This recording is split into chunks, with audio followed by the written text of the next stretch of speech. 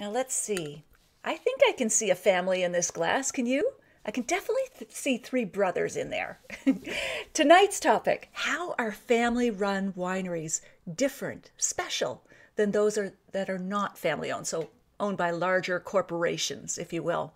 And how does that influence the kind of wines you drink? Should you seek out family-owned winery wines?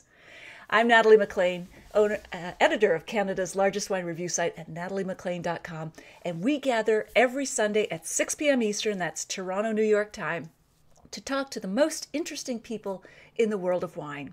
Now, before I introduce my guest fully, in the comments section, just yes or no, do you think that a family-owned winery, the fact that it's owned by a family, influences the style of wine that they make?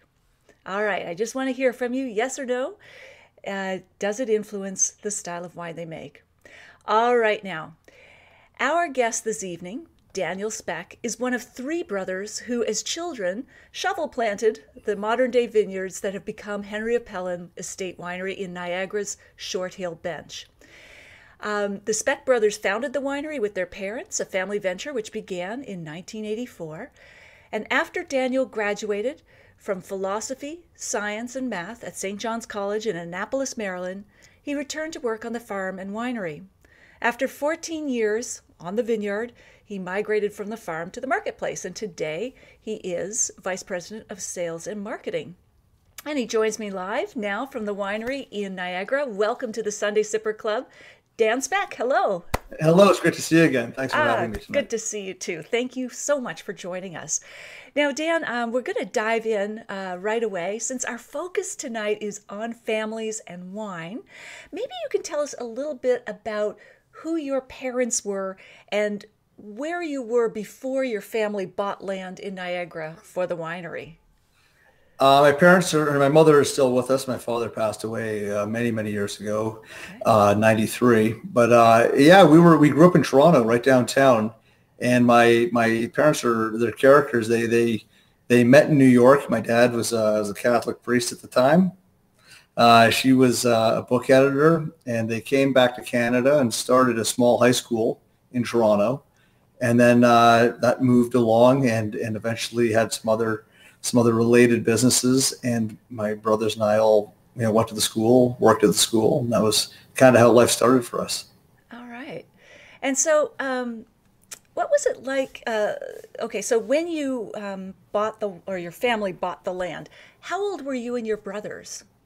When the land was purchased, I'm the youngest of three, so Okay. I was 8, and my oldest brother, Paul, would have been about 15 or 16. Yeah. And we bought a little bit of land off of cousins of ours who were, as we are, descendants of the people who settled that land in the 1790s during the American Revolution. But I don't want to sound too la-di-da. It was just a piece of land out in the country, and not much had been done with it in a long time. Okay, cool. All right, and I just want to welcome, people are pouring in our virtual door here. Welcome Paul and Patty. Beverly is here, Mark Lay is here, Christian Marcoux. And folks, as you know, these comments go by so quickly. Repost again if I haven't called you out. Dave Head is here from Boston. He's usually in Ontario. Welcome, Dave. You must be traveling on business. All right, so now you bought the land, or your family bought the land. But your parents, they stayed in Toronto, is that right? Well, yeah. So if you can imagine a school, a small private high school they were running, they needed to be in Toronto in the summer because that's when you fill the school with students, the interviews and enrollment. So in the summertime, my brothers and I would drive out to Niagara, live in the old building on the property, and like you said earlier, shovel plant vines and get things going. Oh, wow. And so what was that like? We had been talking earlier. You had a bit of a literary analogy. Three young boys, 10 to 17. What was that like? Yeah, it was an unsupervised sweat equity situation. It was Lord of the Flies. It was we were, I was just a little kid. My oldest brother Paul was 17. I mean, what did he know about taking care of Matt, for that matter, my middle brother, know about taking care of a young kid? And it was crazy. I mean, it was definitely an adventure that was maybe somewhere between Lord of the Flies and maybe Mad Max. at the same time, a very creative time that we had a lot of responsibility at a young age, but it was exciting. It was exciting and stressful, but it was exciting. Wow, that's cool. So you grew up hands on the vine, so to speak. Linda Alexander is here. Neil Phillips, Sylvie Rancourt. Neil says, thank you for bringing quality Baco to the fore in Ontario. Excellent. Excellent. Sylvie is new. Welcome to the show, Sylvia. And Linda is now a regular. She joined in a few weeks ago. So what were the challenges then, the unique challenges of when you were younger, working with your brothers on this farm? You said it was a very creative time. Actually, let's go to that first. What was creative about it? Well, we were unencumbered by higher education. So another way of saying we didn't know what we were doing. And we had to self-teach a lot of things, and there weren't a lot of mentors at the time. And really, to be fair, through the whole industry, our colleagues, our friends, our competitors, all the same, frankly, and even to this day, we were all learning this together at the same time. And so that was super creative and very exciting. And, viticulture is unique any place you go in the world. I don't care where you are. There's always unique opportunities and challenges. And so we were really figuring it all out together for the first time, which was very cool in hindsight. We're very lucky. Wow. And as a child and growing up, what was your favorite part of working on the family winery or the farm? Lunch. Very honest. Favorite part of working on that, I think, if I could be really honest about it, and I look back, because those were pretty hard days. We romanticize farm work, and we romanticize the physical labor of what that is and the monotony of it. But something one of the greatest things I've taken away from the whole experience was, it was one day I remember I had these rows are like, half a kilometer long or more, like they're massive. And I was out there alone. I guess I was suckering, where you're pulling leaves off and just to get the vine just right for sunshine to get on the berries. And it's a long row, and it was a long day, and I didn't have a lot of water, and I was just out there. And it was that time of my life where, when I was really young, I was happy to get out as soon as I could at the end of the day. But this day, something had changed in me, and I was like, no matter what, come hell or high water, I'm going to finish this row. This seemed like it was growing as the day went on. And finishing it, and I think I was out there from 8 in the morning till 8 p.m. I'd done a few rows, but I was going to finish my piece of work. Wow. And I got it done, and I still had a long walk home after that. I had to walk from the vineyard back to where we stayed. And coming through that, I felt the satisfaction of, A, getting the job done, but being able to see the work done was really... It changed me that day. After that, there was something about seeing your work done and then trying to take that idea to work that you can't see that's done is always a challenge, but there's something satisfying about that. How wonderful. Wow. That's fantastic. And Colleen Kilty has joined us. She's happy to be watching live tonight instead of catching the replay, which is awesome, Colleen. And let me just make a little quick mention, speaking of replays. If you're watching the replay or you're watching live now, if you're enjoying this video chat, as I'm sure you are, just take a moment, please, if you would, to share the video. At the end of tonight's chat, we'll be drawing for 2 winners. One will, from last week's guest, so one will end up with a couple of bottles of Domaine Calis, another will get a couple of bottles of Batchelder wines from Thomas. And to qualify, you just need to share and comment on this. And then next week, we'll be drawing for a couple of bottles of Henry of Pelham's Sibling Rivalry wines, which we'll be tasting very soon. It's great wines. All right. So, so what was your least favorite? That sort of combined maybe best and least. But what did you really dislike growing up doing on the farm? Well, as I said before, there's a lot of monotony and tedium to farm work. It's hard stuff. I disliked the Russian tractors that we bought, where the one time the steering wheel broke off in my hands. We were undercapitalized. We were really working on a shoestring budget, and that made things tough. But it also made us resourceful, and the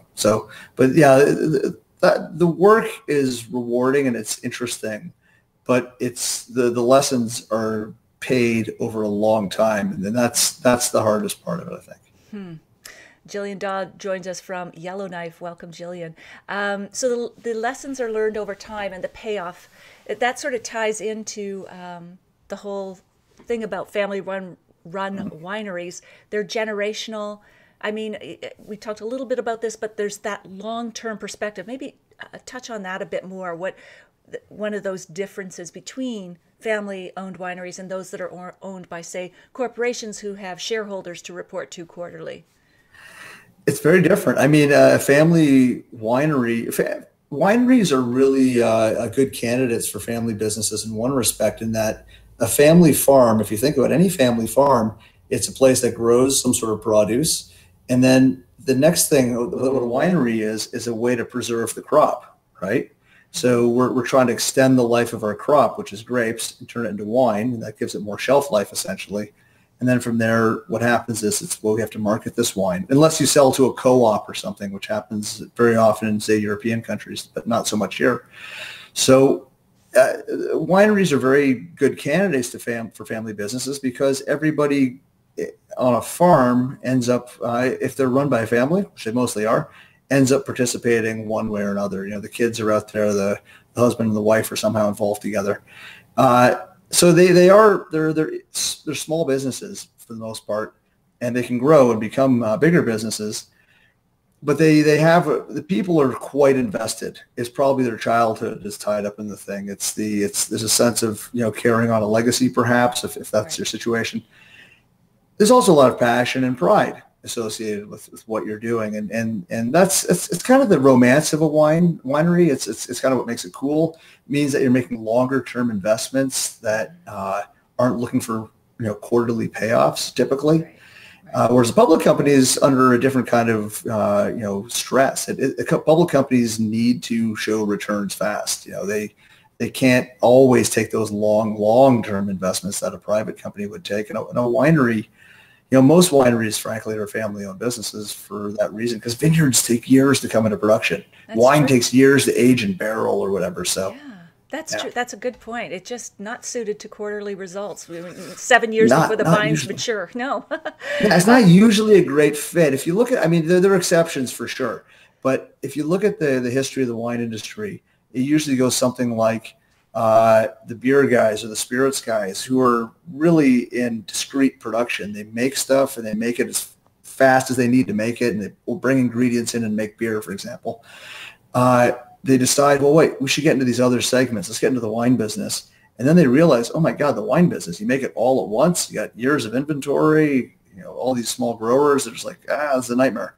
Yeah. But so it's really something I think best left to independent companies, if not family companies, but family companies work well as well. Absolutely, because you're right. You get one chance each year, and the learning is once a year. I mean, there's many facets to what goes into it, but it's like, okay, this didn't work this year. We'll do it next year, as opposed to a beer batch every, I don't know how often they make 6 beer. weeks or less. Yeah. Exactly. And wine, you know, the other thing about wine is that every vintage is a new vintage. Yes. So it's different every year, whereas, you know, beer.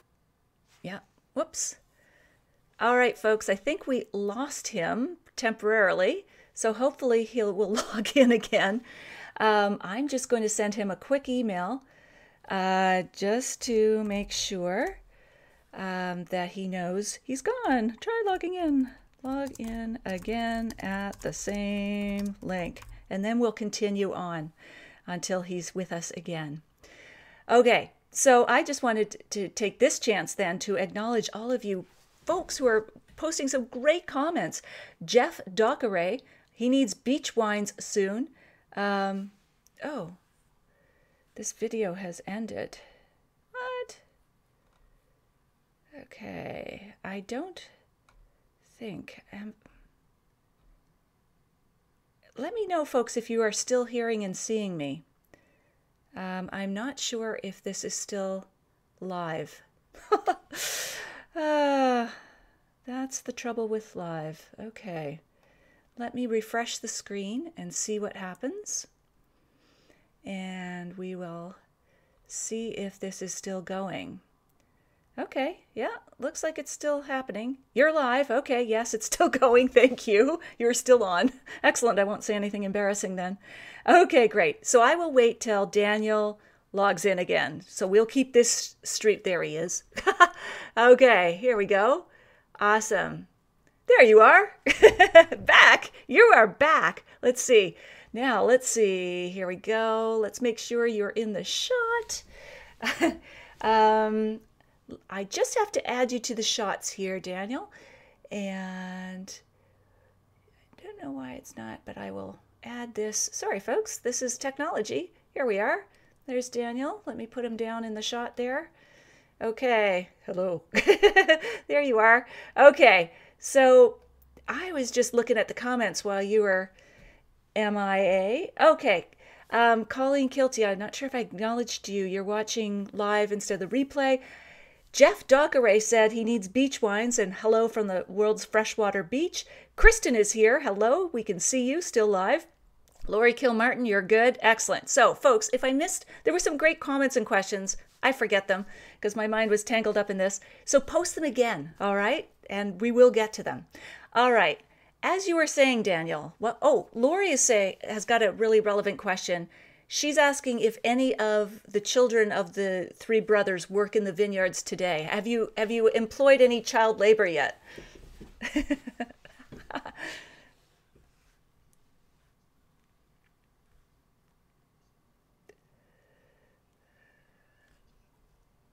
Okay, hang on, Daniel. Okay, sorry, Daniel. They're saying you're not in the shot yet. I'm not sure because we had to log in and out. Folks, are you seeing him yet? Because I see you there. No, Daniel. Yeah. Nope. Let me try this again. I will try to. Nope, they're not seeing you. So let me. No, I think you're good there. Let me just try bringing you in again here on the. Okay. Can you see Daniel now, folks? No audio or visual. I see you. Why isn't this? I may have to. There he is. Okay, there he is. I'm getting a bunch of. There he is. There he is. There he is. Oh my God. Okay. You know what? Need a drink. Yeah, I know. Let's just cut to the tasting. Okay. Oh. Excellent. We're all back. Thanks, Sam, Christian, Sylvie, Anne, Linda. Okay, great. Everyone, cheers. Cheers. Okay. The formal part of the discussion is over. Right. Okay. So, yes, we were wondering, Lori was asking, are you employing any child labor yet from the three brothers? Any children, sweat equity, working in the vineyards or winery? Absolutely. Okay. I mean, I think it's very important with anything in life. I mean, I'll get philosophical here, but they have to want to do it. And okay. I'm very lucky with my youngest child, Nicholas. He's 11, last year 10. Even when he was 9, he was hounding me to come to work in the winery. Really? I couldn't believe it. Even we wanted to work. This new generation is not like my generation where we just want to drink beer and party all the time. These kids want to work. They're educated. Wow. So he would, he worked a lot of time inside the winery, and his cousins were in the vineyards. And Matthew, my farmer brother, the next one up from me in age, his 3 boys out there in the vineyards, and my oldest brother Paul's kids have worked respectively in the store or some of the maintenance around the property and stuff. So that's where it all starts. Get out there and just do it, but find their passion. It's very. I'm more concerned with these kids being happy and educated and living, meaningful, productive lives. If that includes the winery, that's going to be awesome. I will not deny that, but it's not the most important thing. Huh. Wow. Good answer. All right. So now the 3 of you brothers, you mentioned Matt is the winemaker, the farmer, and Paul is the president, and you're VP of sales. So how did you decide on those roles? Did you naturally gravitate toward these roles or skills? Yeah, I mean, anyone who has siblings knows that birth order is, as much an influence on the development of your character as your own, other aspects of your upbringing and just your own genetics, right? Yes. So we fall into natural roles anyways. And I think that to some degree, in our case, that played an influence into what we end up doing. Okay. but also informs our interests as well. And I mean, it's how you're shaped, right? And so, yeah, Paul also, who's my oldest brother, had huge responsibilities dropped on him, even bigger responsibilities than me at an early age, and so that shaped his character and his learning and his skills. So Paul has always dealt with the business side of things, the finance, the dealing with government regulations. Alcohol is always very regulated industry wherever you go. Yeah. Matthew was a bit of a gearhead. He bought his first motorcycle when he was 10. He's one of these guys. He's very hands-on and very sharp guy. So he always, I think, gravitated towards the vineyards, towards production, towards machines, towards that sort of thing. And then the winemaking team reports to him fully. And I don't know, I'm like a ne'er-do-well. I don't know where I fit in. I'm the youngest. I'm the most spoiled. I'm the most coddled. And so probably makes me well-suited towards selling and promoting the brands and that kind of thing. It's truly spoken by a marketing person. The undersell. Very good. Very good. Lois Gilbert is asking, although the Bench and Niagara-on-the-Lake are close, is there something that makes your area unique from Niagara-on-the-Lake? Absolutely. I mean, the benchlands are all quite different from each other, actually. Okay. We're in the Short Hills Bench. So there's 3 benches in the western part of Niagara that come together to be one sub-appellation called Niagara Escarpment. It's not used that much. Often the names of the individual benches are used more often. So we're in the Short Hills Bench. And about, 2/3 or more of the south-facing slopes in Niagara are actually in the Short Hills. And so we have a reasonable amount of southern-facing vineyard, which makes a difference for certain wines that we make. It's very, very heavy clay soils where we are. If you go to Niagara-on-the-Lake, it tends to be a little bit flatter, and then a mixture, depending where you are, of heavy clay like us or sandier soils. And the heavy clay soils make for smaller berries, lower yield per acre, just naturally, and more concentrated, more intense wines. And then really the last thing, I would say the center of Niagara-on-the-Lake and the Short Hills Bench are the 2 warmest parts of Niagara. And it adds a different character to the wine. You'll get sometimes a little more robust wines in some cases. So, yeah. Wow. Okay. We should taste. we Absolutely. Definitely should. I've already been tasting. Okay. Yeah. Well, me too, actually. So you've got the Chardonnay, I believe. I'll hold it up. I've got it too. Estate Chardonnay.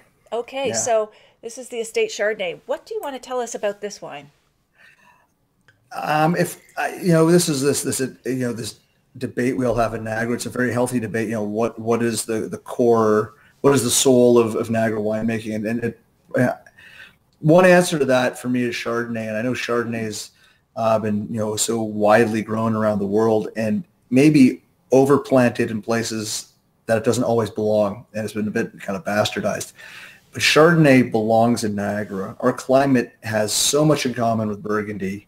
And I don't say that with airs. I mean that just, if you just look at the math, look at the way the heat accumulation, rainfall, soils, everything. I mean, actually, it looks a bit like bone where we are. And so Chardonnay, where we come from, has freshness, acidity, richness, because we do barrel age this wine. And I mean, this is the wine I probably drink the most of ours, at least in terms of we drink this every day in my house. It's age worthy, it's elegant, it's beautiful. And thank you. It's taking Chardonnay's having a bit of a renaissance right now. Mm-hmm. We're lucky this wine, for those who live in Ontario, it's going to become a vintages essential very soon. Okay. So it'll be more widely available. What's the price point? $21.95. Okay, cool. Yeah. Oh, it's good. Oh my gosh. It does remind me of Merceau or something. It's just rich but balanced, and the racy acidity.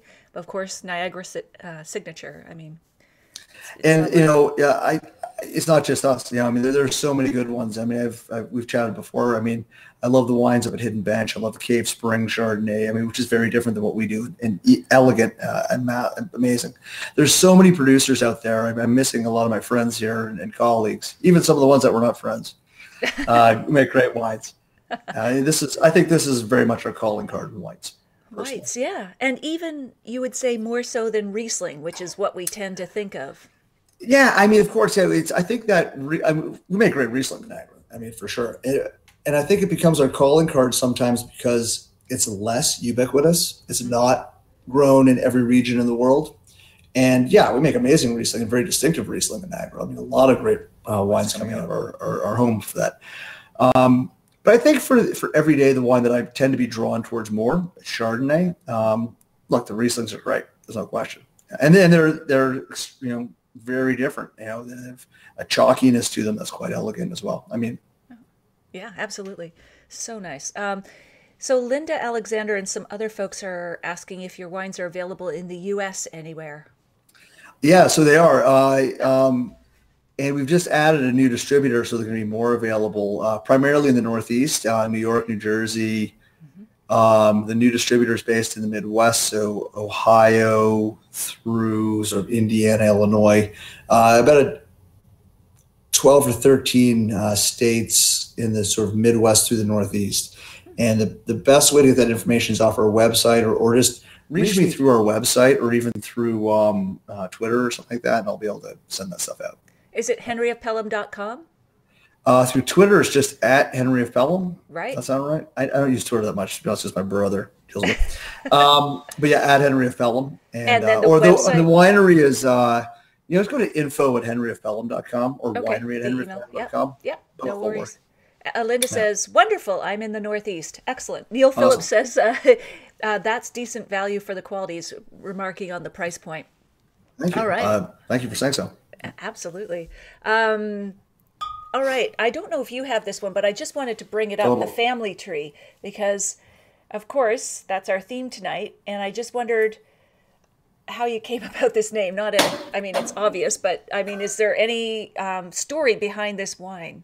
Okay, so hold the label up for a Yep, second. I will. I know how well people can see that, but Yep, I'm if right you in look the at center. that tree, it's a little hard to see, but there's all these little names hidden in yeah. that tree. I'm really And if close. Yeah. there's Daniel right there, it's me and Paul, actually the brothers. But you'll see Bert and Melissa, and hard to see on the screen, but there's layers of names in there. Yeah. And so the concept of this wine, if you see, it's got at least 4 varieties in it: Chardonnay, Viognier, Gewurz, Sauvignon Blanc, if I recall, in this vintage. And the idea of the wine, it's kind of a passion project for myself and my brothers. We're thinking about what would be, in so many years, 10 years, 50 years, 100 years, I don't know.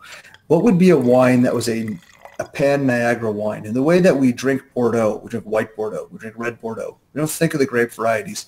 What would be a blend that best represents what Niagara can do? And we had a choice to make when it came to the white, because you can go down that citrusy Riesling-based blend, and we make a wine, Sibling Rivalry, that's like that. You ought to try that, I'm sure. Yes. Or you can go down that more savory, sort of rich style. And that's what the wine that we're currently drinking, the family tree, is about.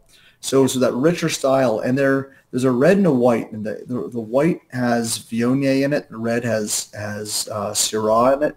Right. And we call them our Chateau Neuf de Pelhams, because they're kind of inspired by those multi-varietals of those areas. Yes. And they're wines that the name comes from family tree. The idea is that, if you're from a place, as we are, and you've been here long enough, our family's got roots here over 200 years, you're related to everybody by blood or marriage. Huh. And so every grape variety in there, we've intentionally looked far afield to say, who grows the best Syrah? By the way, it's not us. We don't grow Syrah.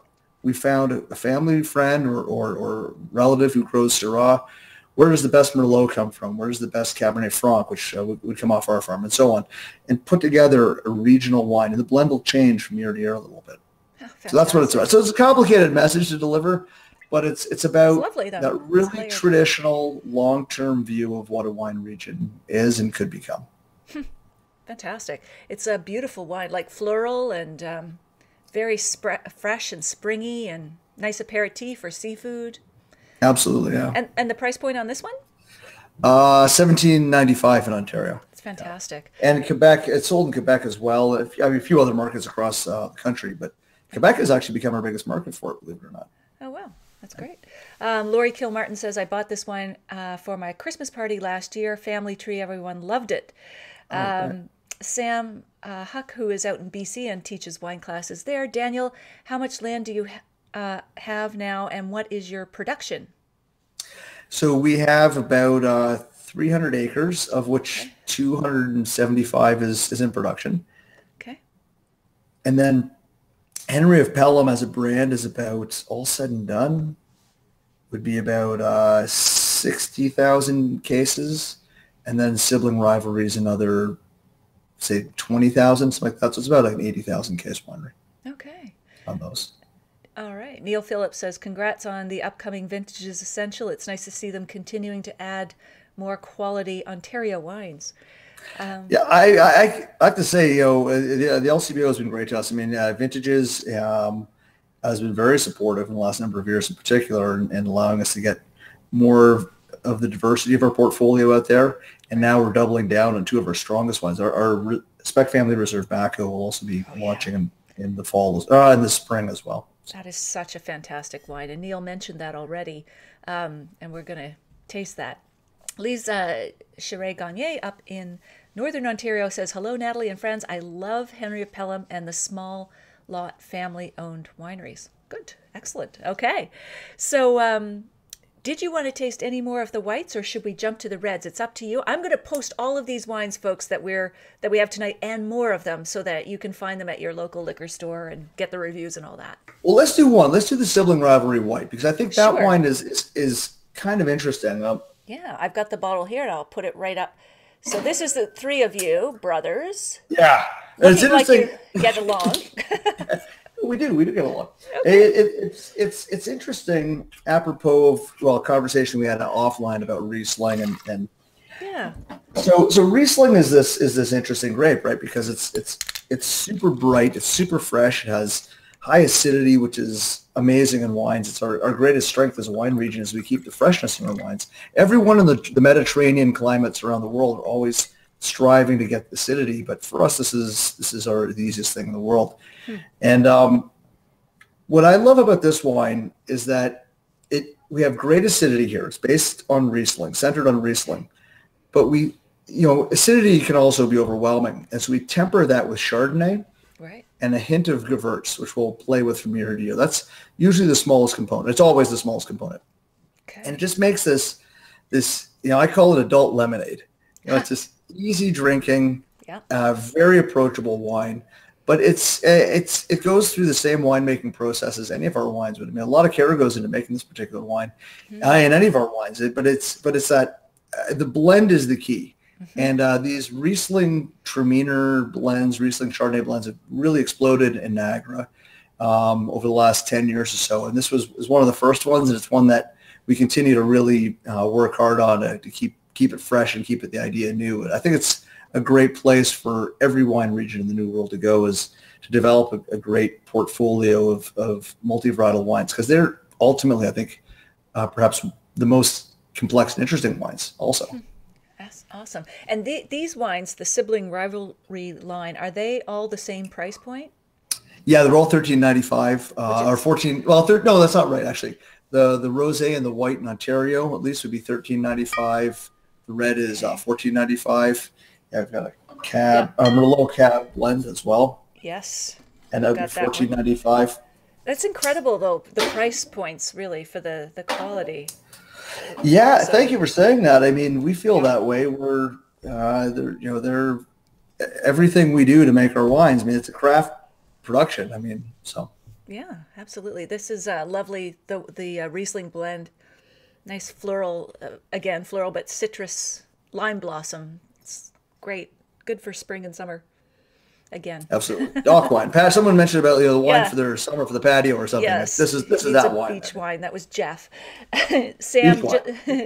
Yes. Sam just checked the BCLDB. Can't find the wines listed. #FreeMyGrapes. Yeah. Well, I mean, in our wines we can of course ship, but in BC we have another brand that we created a bunch of years ago called Red House Wine Company and White House Wine Company. Yeah. And I guess we don't have those here today, but they're interesting wines. In BC, there's a Cabernet Shiraz and a Riesling Pinot Grigio. Okay. That have been great successes. They're actually in Via Rails using them and as well right now, and also sold in most provinces. Yeah. And probably our most widely distributed wine. And they're sort of a lifestyle brand, but they're very very approachable, very tasty wine. So look for those in BC. Great. And actually in restaurants, you'll find in BC our Pinot Noir, Pinot Grigio from Henry of Pelham. Pinot Noir, Pinot Grigio, Baco Noir, our Cuvée Catherine sparkling lineup. Yeah, that's such a beautiful wine. This guy here. Catherine, I love that one. Or this gal, I should say.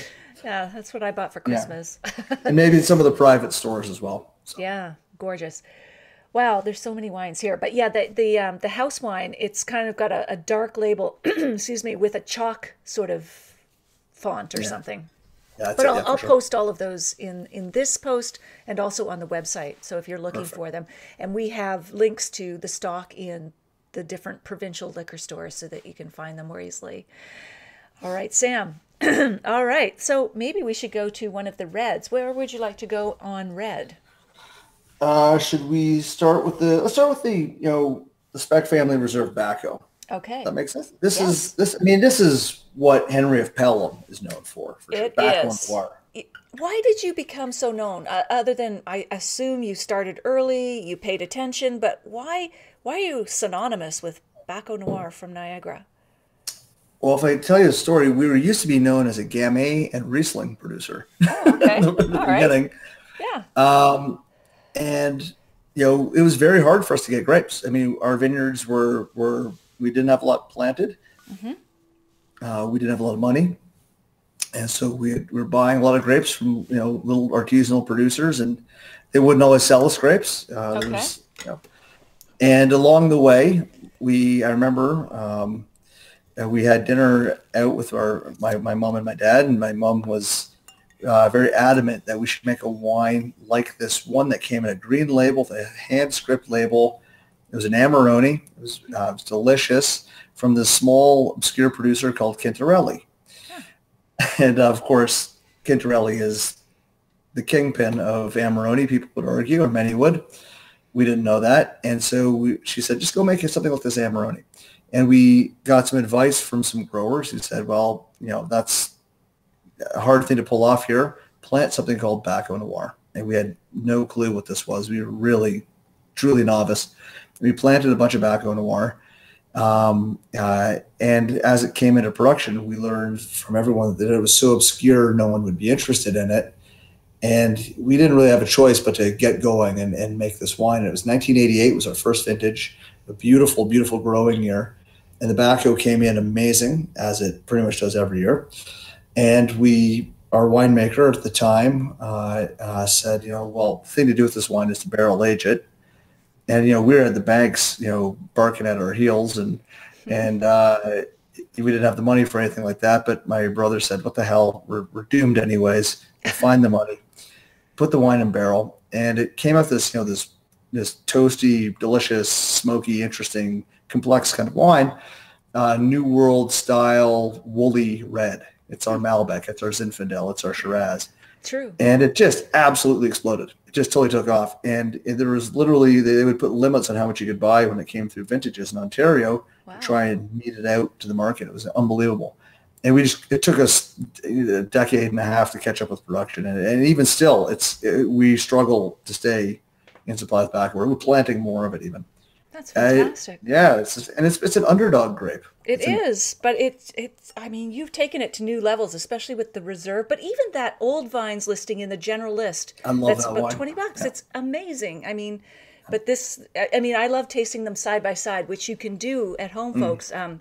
So take the regular Baco generalist, I don't know how much, $13, $14, and then go for the old vines, and then I don't know, maybe there's another step up, and then this. It goes like in Ontario at least, and these wines are pretty widely available across the country. It'd be like, say, $15 for the classic tier, where we all started with this wine. That's still, that was the beginning. Yeah. Premium always in the beginning. $20 for the old vines, and that's minimum age of those vines is 20 years. There's a lot of older vineyards in that. And then the Spec Family Reserve is a single vineyard parcel of 30. Well, what are they now? 1988 they would have gone into, so I can't do the math right now if I had too much wine, but 30-something years. No, sorry, 1984 they went in, so 34 years old. Okay, wow. Diane Russell Kaiser is saying, the first Ontario wine that I really enjoyed was the Henry of Pelham Baco Noir. Oh, wow, nice. Awesome. Lori Kilmartin says, your Baco Noir is great. All right, folks, you seem to be enjoying this chat. And if you are, please take a moment to share the video with friends. Even if they don't catch the whole video live right now, they can watch the replay. Let them know what you're enjoying and why you are.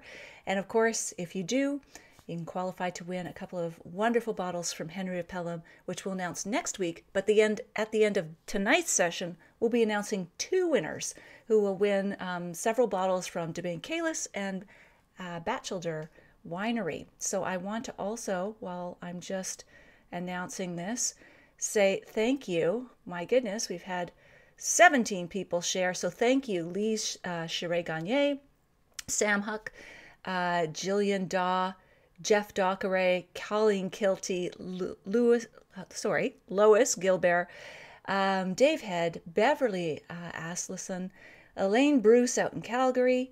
Thank you all so much for sharing. I know a number of you have also shared, but if your settings are on privacy mode, I can't see that, but that's okay. Keep sharing away anyway. All right, so back to Baco here. So what is kind of, I don't know, new and different about Baco these days? Where are you going with Baco? Since you're the leader in the industry, what is it that you want to do with it or take it to the next level somehow?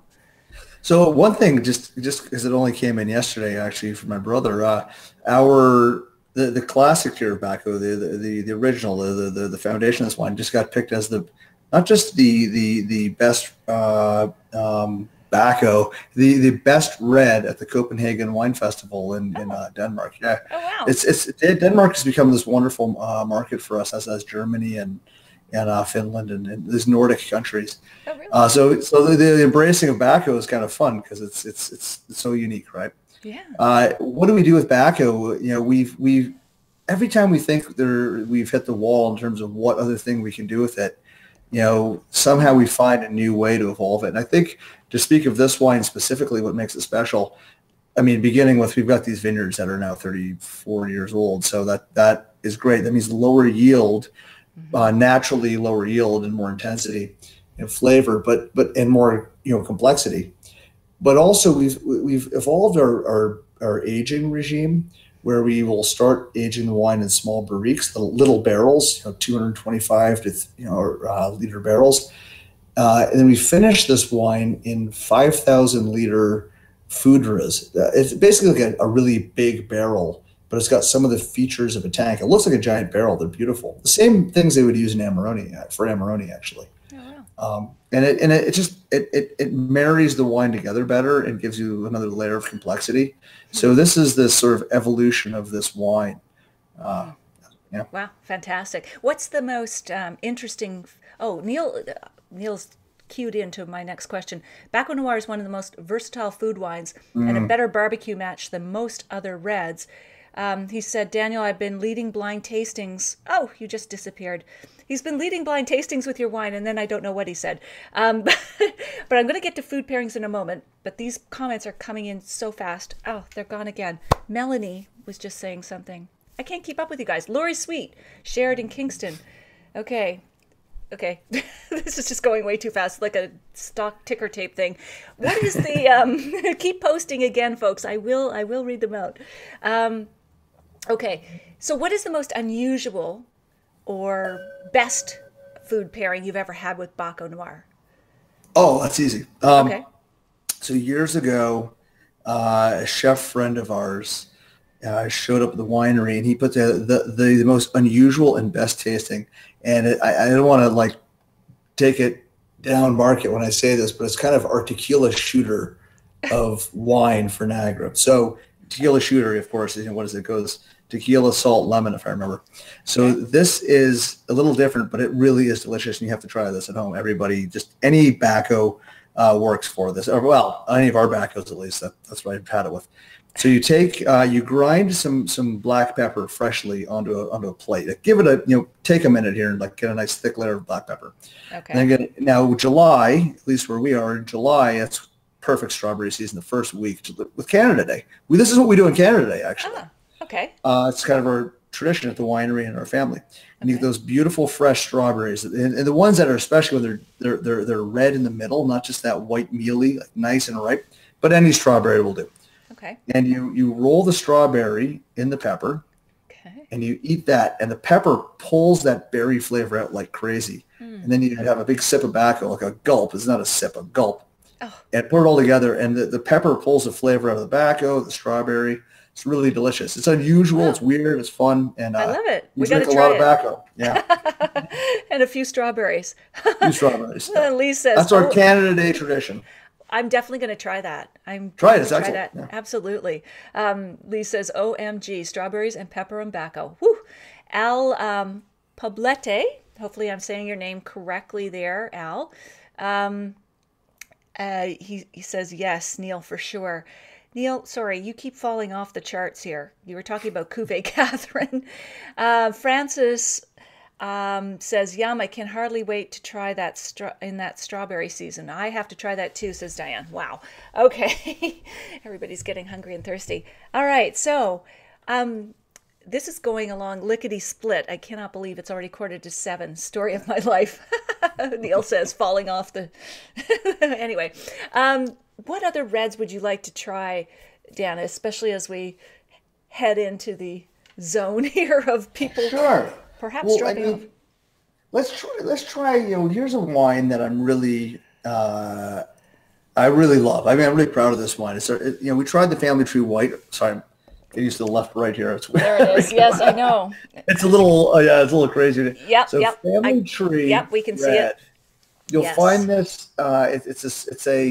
The blend will moves around a little bit from year to year. It's about consistency, right? Okay. So it's a Syrah, Merlot, Cab Sauv, Cab Franc, Baco blend. You can even see the case production on there. It's tiny. It's like 478 cases. Oh wow. Some years it's 980. It's a tiny production wine, and I really love this wine.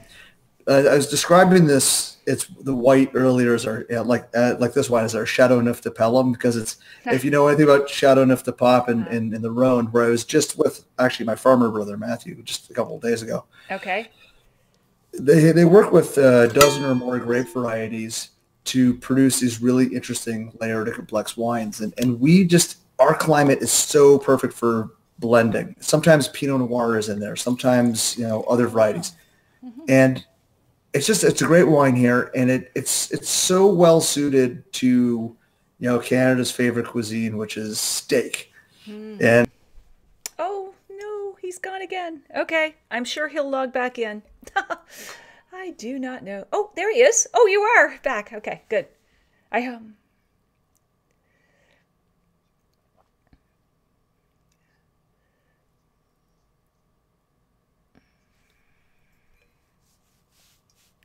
Oh, fantastic. Melanie Burns, thank you, Melanie, for reposting. She's posted your link, www.henrypelham.com, so everyone was looking for it. Heather Proctor, I'm reposting. And you just disappeared. Yay. Okay, anyway. Oh, no AV yet. Okay. Can't see or hear him. We're doing that same thing again. Okay. Okay, folks, I will try to... erase, then get him back again. Let's see if I can do this. The tech gods are just testing our patience tonight, aren't they? Hopefully, keep it cool, Nat. You're doing good. Thank you. Thank you. Okay. I'm used to this. Anyway, let me know if you can see him now. It may take a while to refresh or whatever, but I'll keep talking till I get a comment that says, yes, he's back. Anyway, so I'll just keep talking. So this is the family red. That's what we were tasting here. And one thing I wanted to say, Anne Bedard. Oh, shoot, I came in late again. I'm retired in Panama. Now there's an hour time difference. Yes, Anne, make sure you mark your calendar. Sylvie Rancourt. So pairing with steak. Absolutely. Can you let me know, whoever can see him, if they can see you? What else was I going to say? I wanted to say one thing about the Baco. Why is it so good? Is there another one as good? Yes, they sell 4 or 5 different Bacos, Heather. But what I want to say about the Reserve Baco is it tasted elegant. It was just like, it wasn't a big powerhouse. It was reminding me of an aged Burgundy almost. It was so good. They can't hear or see you yet, Dan. So you can talk to me, or I could parrot back what you're saying. But I'm not sure what's happening. Again, this is just floating in and out. Okay. Try one more time here to delete and then refresh and see if yeah, maybe try logging in again, Dan. See if that works. We're almost wrapping up anyway, but might help. Okay, I'm going to keep going here. It's the silver bottle. Is the silver bottle the reserve? Yes, Lise. So let me see. This is it. So it's sort of black. The Baco black. Okay, let me know. He's back. That I can see Dan. Can you see Dan? Let me just delete and add again, and then we will see if this works. Okay, let's put you back down there and see if anybody can see you. All right. Not yet. Okay. Francis says, heading to Niagara this week. Always like to pick up a special wine I can't get at the LCBO. What would you suggest? Well, how about Henry of Pelham? I don't think they can see you yet, Dan. So what I might do is wrap up a little bit by parroting whatever you want me to say to the good folks here, because we're at 10 to 7 anyway. It's been fantastic, and we beat the tech gods for the most part. So what would you like to add or conclude with? And folks, don't disappear, because I have to announce winners and so on. Melanie Burns says the Gamay is at the winery only, and it's awesome. So, okay, so Dan, what would you like to say that I can tell the folks here for you? Yep. He's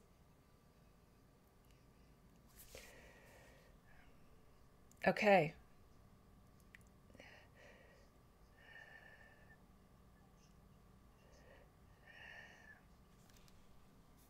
Okay, and I'm going to say these because they can't hear you. So the Gamay, Estate Gamay, is a great wine, and the new Fumé Blanc, which is a Sauvignon Blanc, also try that. Mark Lay says, Dan, say hi to Bobby from me. Mark Lay, your folks were both inspirational English teachers and a great influence on me. Wow, that's so nice.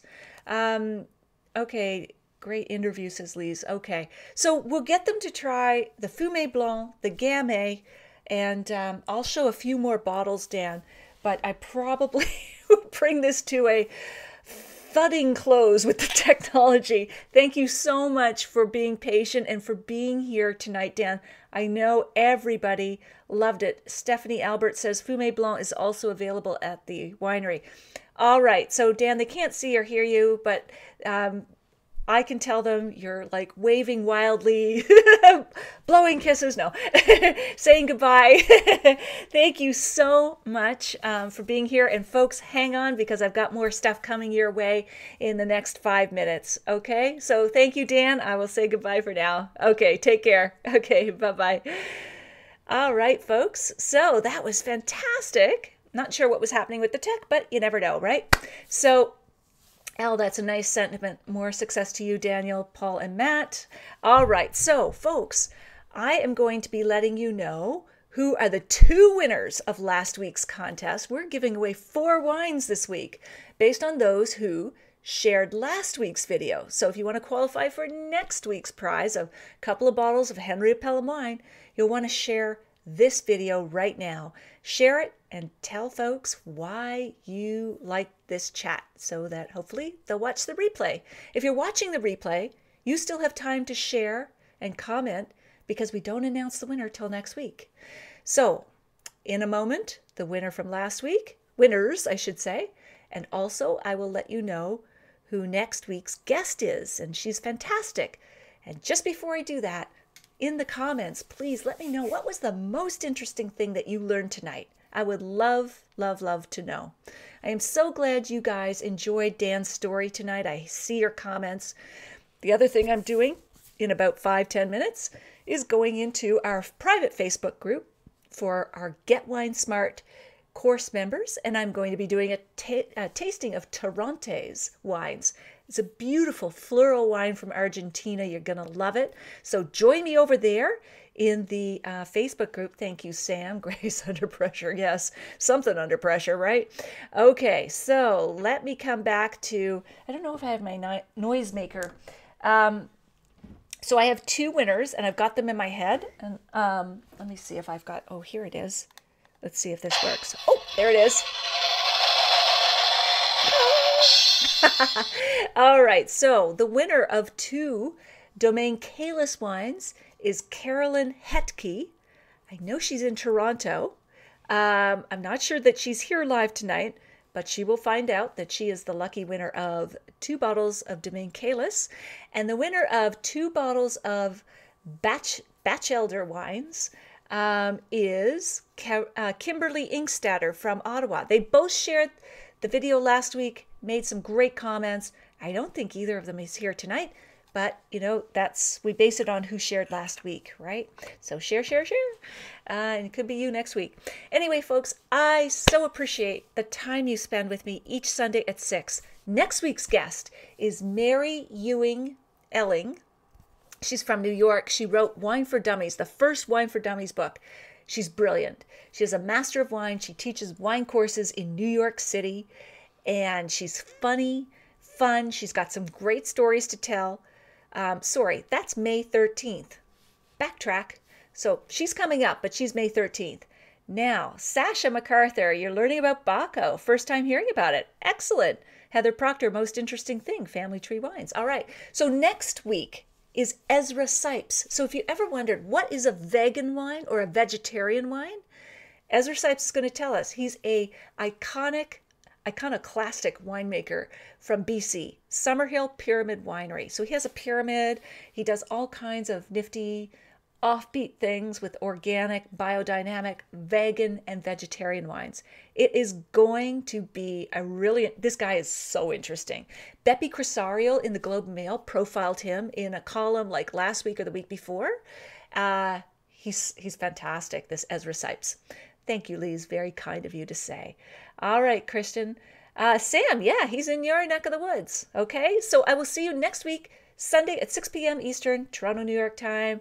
Take good care. I hope something good is in your glass. Enjoy your Sunday. Bye for now.